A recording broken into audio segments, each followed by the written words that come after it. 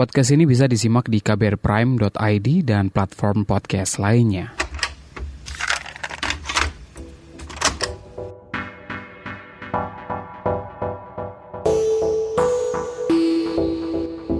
Beberapa waktu yang lalu Netflix merilis Senseiya, anime yang pernah tayang di salah satu TV swasta bertahun-tahun yang lalu tentunya ya. Salah satu tokoh atau karakter yang bikin saya waktu kecil bertanya-tanya adalah Andromeda Sun. Karakter Saint yang mungkin bisa dibilang digambarkan sebagai karakter yang fragile, agak rapuh gitu ya, tapi paling sensible. Dan baju perang atau armornya warnanya merah muda. Karakternya feminim, tapi kok pengisi suaranya laki-laki kalau nggak salah sih waktu itu, tapi memang karakternya laki-laki gitu ya. Waktu itu saya bertanya-tanya ini sebenarnya karakter laki-laki atau perempuan. Yang kemudian saya ketahui tampilan semacam Andromeda Sun dalam Senseiya ini disebutnya androgyny, karakter androgyny atau tampilan androgyny. Dalam sebuah tulisan yang dimuat di The Journal of Popular Culture, Lorna Pianti Vernel, ini seorang direktur di Popular Culture Research Center di Auckland University of Technology, New Zealand, pernah menuliskan tentang itu. Popular culture nggak cuma komik saja, musik dan fashion termasuk di dalamnya. Tampilan androgyny juga sebenarnya biasa ditemukan. Kalau masih ingat David Bowie yang punya persona Ziggy Stardust, jadi ikon androgyny gitulah ya. Dalam album covernya The Man Who Sold the World, di situ Bowie tampil berambut panjang, ikal gitu, duduk di sebuah kursi bersandar mengenakan gaun berbahan velvet yang disebutnya sebagai man dress atau gaun laki-laki. Fashion memang membuka ruang buat individu yang punya tampilan androgyny. Di Indonesia ada Anastasia Lee atau Anas Lee, salah satu dari sedikit model androgyny. Nah, kali ini saya bakal ngobrol bareng Anas Lee. Anda mendengarkan Love Buzz bersama saya, Asrul Dwi.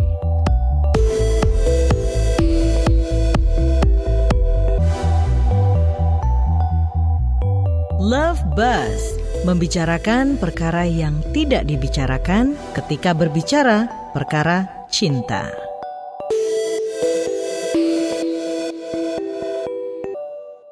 Kira-kira sudah berapa lama jadi model gitu? Kurang lebih 13 tahun ya, tapi wow. ya dari SMP.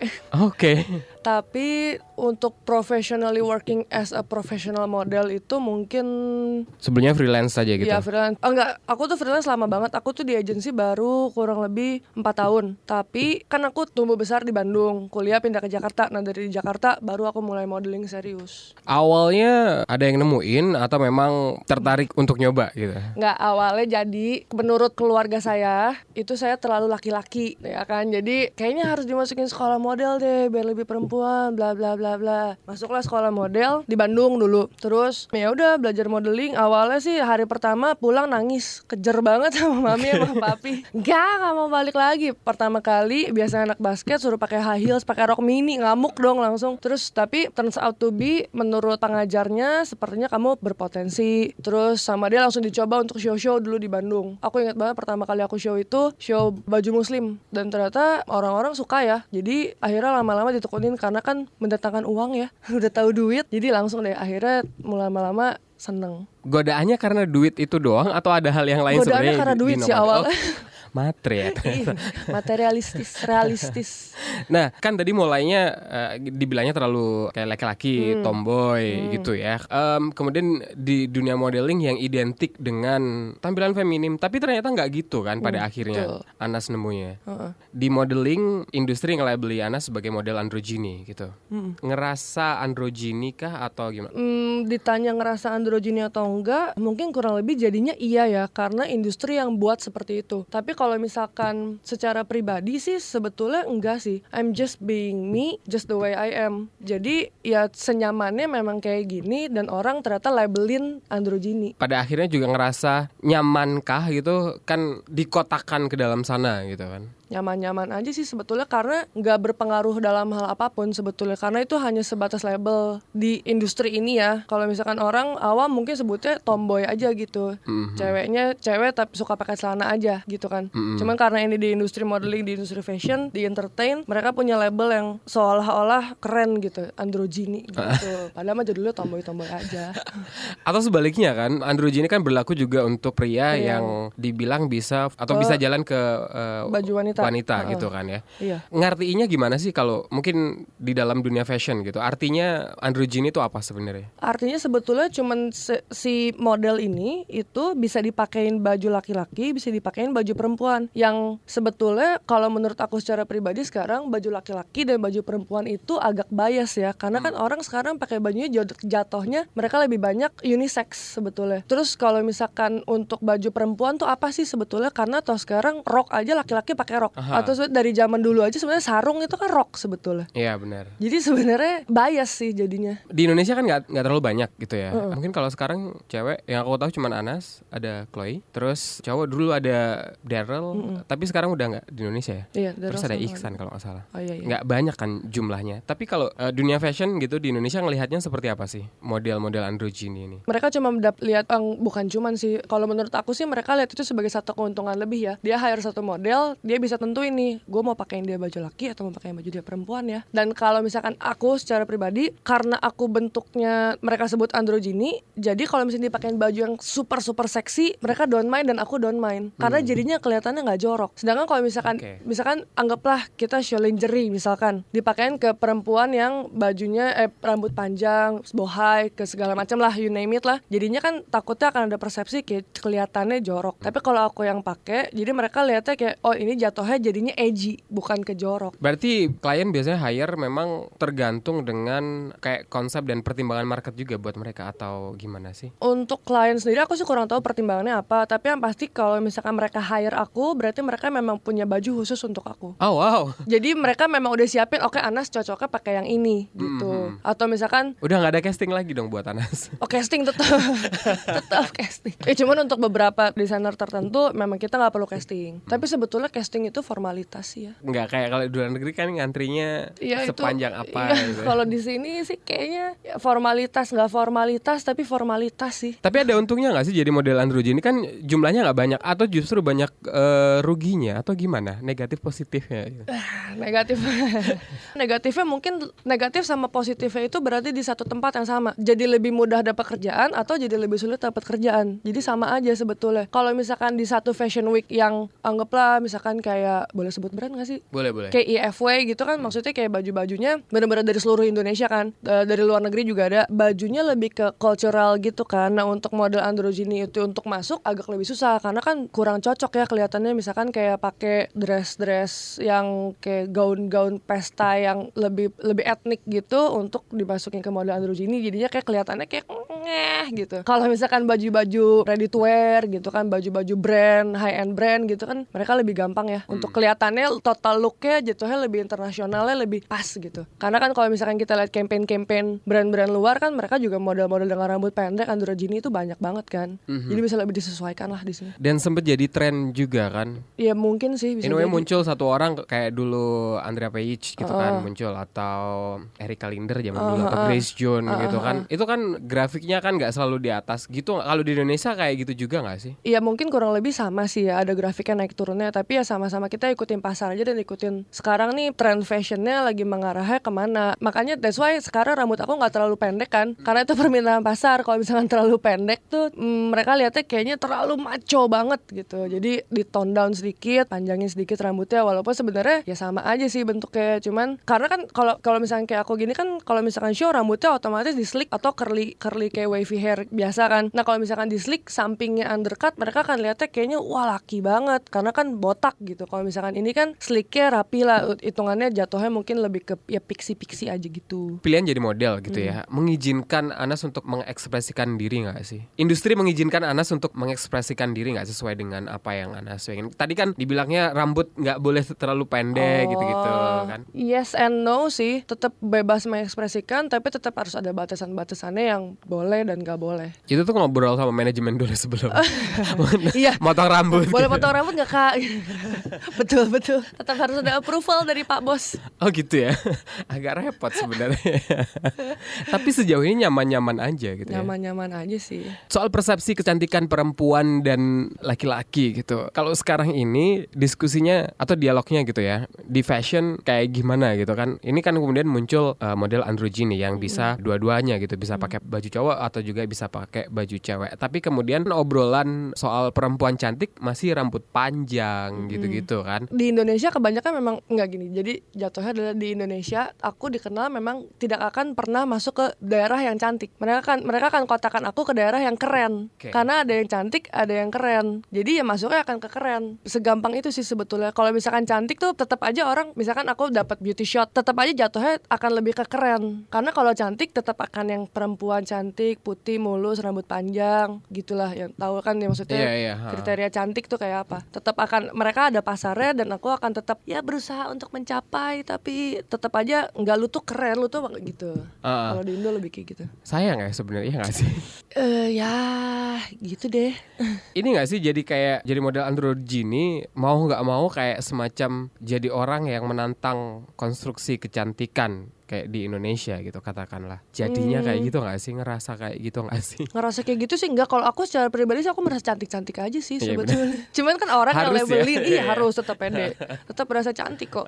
Terus nggak tahu, kalau menurut aku sih aku tidak menentang konstruksi kecantikan itu seperti apa ya, karena ya semua orang punya porsi masing-masing lah kalau menurut aku, dan ya pasti ada jalannya masing-masing juga. Jadi kalau misalnya untuk dibilang menentang ke si daerah kecantikan itu, apakah aku ini berusaha untuk dibilang cantik atau enggak sih kayaknya, karena udah ada porsi masing-masing. Tapi kalau fashion di Indonesia tuh juga ini nggak sih? Cukup banyakkah yang bermain-main dengan gender gitu katakanlah? Mungkin bikin pakaian yang gender neutral gitu-gitu. Kayak Rick Owen gitu kan aneh ya.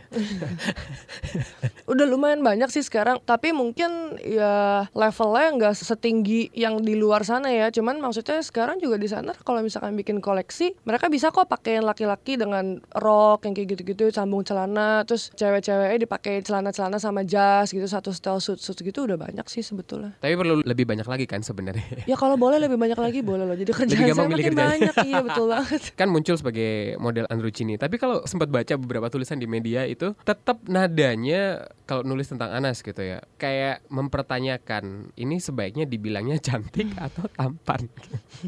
Untuk menjawab pertanyaan-pertanyaan kayak gitu gimana, Nas? Dikembalikan ke yang baca dan yang lihat aja. Saya cantik atau tampan, saya sih bebas, terserah netizen yang budiman. Asik. Sempat ada yang nulis cowok loh, Nas. Iya nggak tahu loh, itu parah loh itu sebetulnya. Aduh, saya juga bingung itu karena mereka tuh nggak ada sesi wawancara kan, tiba-tiba berita up aja. Jadi pas baca juga, wah gila dibilangnya cowok. Terus orang tua protes dong, maksudnya gila lu, gua tuh lahiran anak perempuan, kenapa keluarnya anak laki-laki di sini? Mami tuh lahiran anak perempuan. Iya enggak Mi, mereka tuh nggak wawancara. Adalah penjelasan seperti itu. Tapi buat aku pribadi sih, ya udahlah ya, toh mereka nggak wawancara juga. Tiba-tiba berita up, mau dituntut juga siapa gua gitu tuntut mereka ya kan? Sebenarnya simple research ya. Sebenarnya Iya, udah kejawab. gitu maksudnya. Buka di Instagram juga kelihatan gitu. Iya. Makanya sekarang jadi pertanyaan adalah apakah aku terlalu laki-laki sampai mereka kira laki-laki, atau laki-laki zaman sekarang terlalu seperti perempuan sampai membuat aku dipertanyakan. Itu pertanyaan besarnya.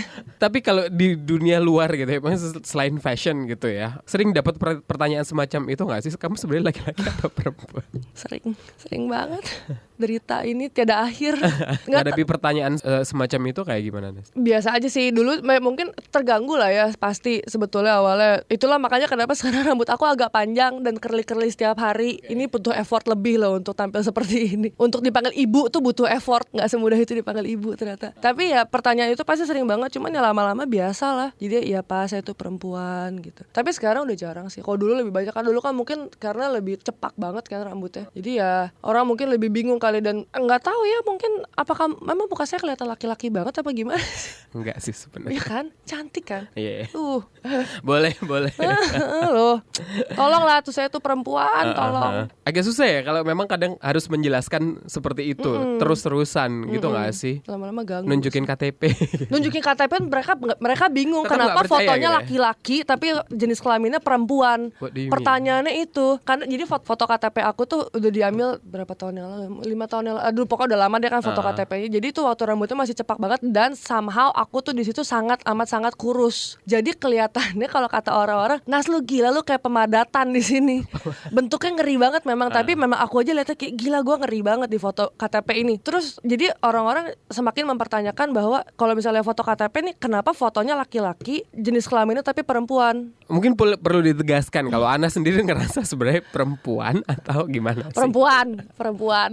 Tapi Please, guys. ekspresi pakaiannya memang pilihannya lebih suka yang Santai. Ya, Sebenarnya unisex netral sih lah jatuhnya, ya. iya netral. Kalau misalnya dibilang laki-laki juga enggak toh. Maksudnya perempuan-perempuan lain juga pakai sweater dan pakai celana jeans kok. Maksudnya gitu. Cuman entah kenapa mungkin I don't know, memang bentuk tubuh gitu. Sama mungkin loh. Iya, makanya itu sih. Oh, bingung kan? Harus yang kayak mungkin gitar Spanyol Iya apalah mungkin gitu kali kali ya. ya. Mungkin harus boob jobs kali ya. Biar lebih Nanti nggak point. laku kan jadi Nah, model ya kan makanya. kalau gede. Iya, nah Iya kan? bingung kan? Heeh. Agak membingungkan lah memang norma-norma ini. Jadi model kan kadang juga harus kayak semacam harus kelihatan beda dalam artian mungkin kalau style dan sebagainya gitu ya. Itu lebih jadi kayak ngebebasin juga gak sih dalam artian untuk mengekspresikan style sendiri gitu, pakai apalah terserah gua gitu. Kalau misalkan stylenya off duty, misalkan kayak lagi Model of duty asik. ya model off duty ya kan, lagi GR atau apa, itu pasti dibebasin lah mau kayak apa. Cuman kalau misalkan on stage kita udah di atas panggung, udah siap untuk keluar, kita harus tahu batasannya seperti apa. Desainer mau kita jadi seperti apa. Apakah ini bajunya feminin, apakah ini bajunya maskulin, apakah minta bajunya ya terserah lu deh maunya apa gitu kan. Mereka kan kalau misalnya kita show, tiap desainer punya mood board masing-masing kan untuk mereka punya koleksi kayak apa ya. Kita tetap harus ikutin itu. Jadi nggak bisa gue maunya lu feminin ya tapi jalannya maco gitu tiba-tiba, nggak bisa. Karena itu training dulu ya untuk jalan feminin, jalan maskulin. Ya ada bedanya. Oke. On off ada switchnya, on off, Oh, wow. on off yang mana yang mau Kayak di on, mesin ya, yang mau- otomatis. mau dipilih nih mau yang mana. Tapi ngadepin penolakan kan udah lama gitu. Udah terbiasa gak sih? Atau masih kadang-kadang tuh ada keselnya juga? Masih lah, namanya manusia ya, kalau misalnya ditolak pasti tetap aja jatuhnya kesel-kesel juga. Tapi ya so far sih sejauh ini sudah mulai ada penerimaan yang lebih baik ya. Jadi penolakannya mulai sedikit-sedikit berkurang. Tapi kalau misalnya sekali ditolak tetap aja bete. Tapi cukup diverse gak sih kalau sekarang? Kan tadi model androgyny dikit gitu yang cewek dan ataupun cowok gitu. Sementara kalau di dunia luar sana kan sekarang sudah mulai inklusif, berbagai macam bentuk tubuh, ras gitu. Itu udah mulai diikutkan Iya. gitu kan. Kalau di sini kayak gimana? Di sini tetap enggak sih, tetap harus kayak cewek, rambut panjang, cantik, tinggi, putih dan sebagainya. Enggak harus putih sih sekarang. Enggak segitunya. Terus kalau misalnya cowok ya tetap harus tinggi, body bagus, muka ganteng. Mereka akan dapat pasar yang lebih banyak daripada model-model yang tidak seperti itu. Oke. Tapi belakangan ini kalau aku perhatiin mungkin kayak 2-3 tahun belakangan ini semakin banyak model yang kalau misalkan kita bilang bentuknya bukan model. Jadi menang tinggi aja tiba-tiba disebut dirinya model gitu. Jadi yang lumayan sih sekarang kalau misalnya di Indonesia lumayan banyak yang berbagai macam bentuk lah pokoknya mulai diterima jadi model, disebutnya model gitu. Hanya karena dia dipakai di satu show yang karena desainernya mau lagi temanya mungkin apalah gitu aneh-aneh gitu, pakai anaknya yang aneh-aneh gitu. Ya udah gitu deh. Pokoknya jadi namanya model, terus orang-orang mulai kayak oh kayaknya keren deh gitu. Kalau dulu kan ada street casting gitu-gitu, terus ada yang influencer. Itu justru memungkinkan untuk semua orang masuk ke sana gitu kan untuk jalan. Tapi kalau di kita porsinya kebanyakan tetap pakai model atau memungkinkan orang luar juga sih untuk masuk atau terlibat di dalamnya. Kurang lebih 1-2 tahun terakhir sih memungkinkan sekali, banyak banget orang luar yang ikut untuk show sih. Jadi model-model ini mulai kehilangan pekerjaannya. Tolong selamatkan kami. Tapi kalau model yang beda gitu kan bukannya lebih enak. Maksudnya Ya lebih itu gampang gitu nggak sih? itu di beberapa di keuntungannya mungkin di situ kali ya. Jadi kayaknya orang-orang kayak oh yang itu boleh deh dipakai dari model karena bentuknya ajaib juga gitu. Di antara yang lain yang ajaib-ajaib, jadi si model yang ajaib ini bisa masuk gitu. Sempet modeling di luar nggak sih, Nas, atau belum? Aku enggak sih. Nggak pengen nyoba? Sebenarnya penawarannya ada sih beberapa, tapi masalahnya aku belum ada keberanian untuk mencoba. Kenapa? Karena satu, di luar negeri itu casting model jauh lebih susah daripada di Indonesia. Karena di Iya. Indonesia kan sistemnya tetap kekeluargaan mau gimana pun. Kalau udah kenal, oh oh gue udah tahu nih gitu. Kalau di luar negeri kan nggak, mau siapapun tetap casting dari bawah kan, kecuali Bella Hadid lah ya dan teman-temannya. Tapi ya gitu.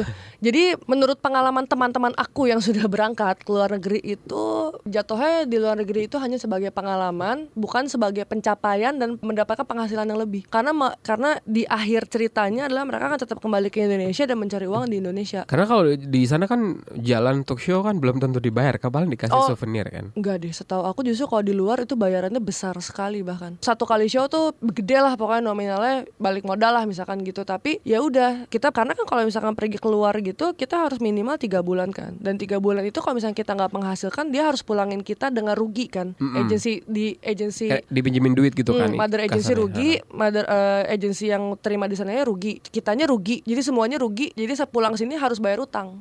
Sedangkan saya kerja jadi nggak mau ngambil resiko itu ya. Paling nggak ke Singapura gitu kan. Singapura tuh susah banget. Singapura itu is very strict about modeling. Mereka sukanya adalah cewek Chinese, putih, tinggi, rambut panjang. Udah, itu that's it. Di luar itu sama bule. Di luar itu mereka nggak bakal. Even Chinese yang kulitnya agak tan sedikit mereka nggak terima. Singapura tuh susah banget. Menurut teman-teman aku ya. Tapi ada nggak sih mungkin kota yang cukup menarik gitu buat Anas untuk mencoba? Kenapa Bangkok?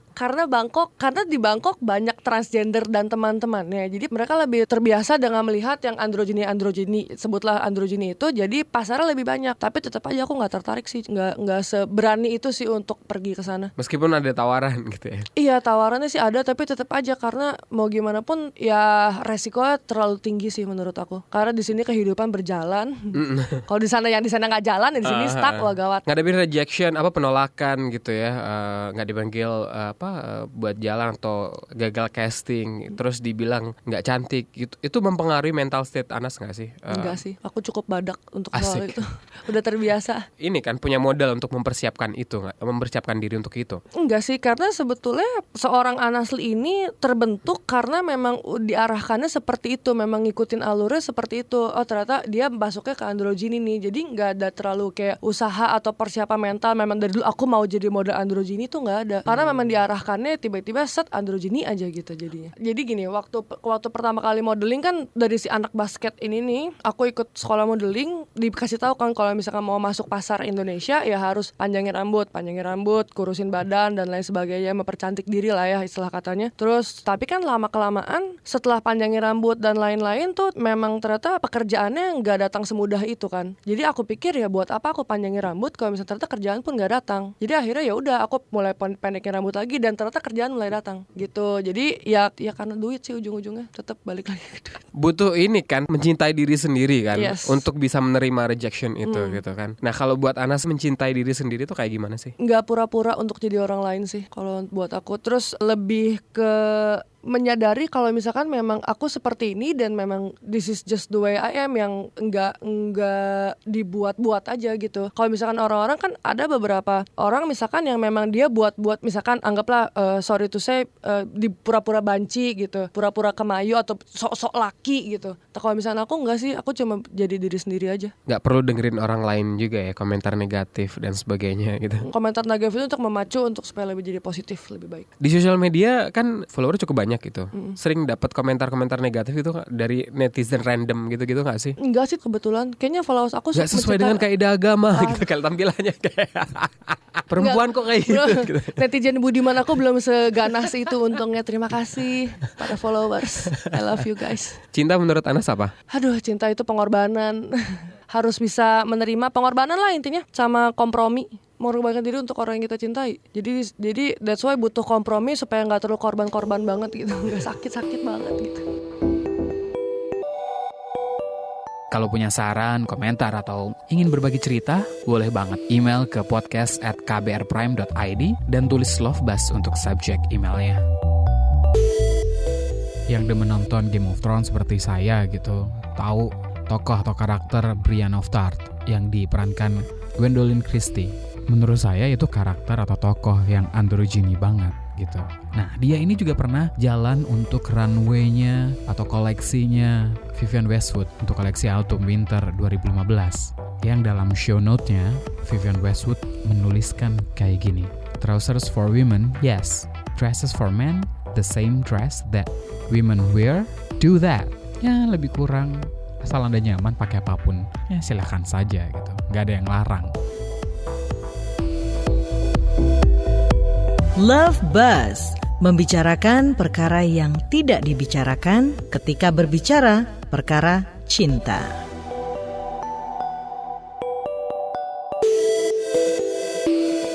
Kunjungi kbrprime.id untuk menyimak beragam podcast lainnya dari KBR.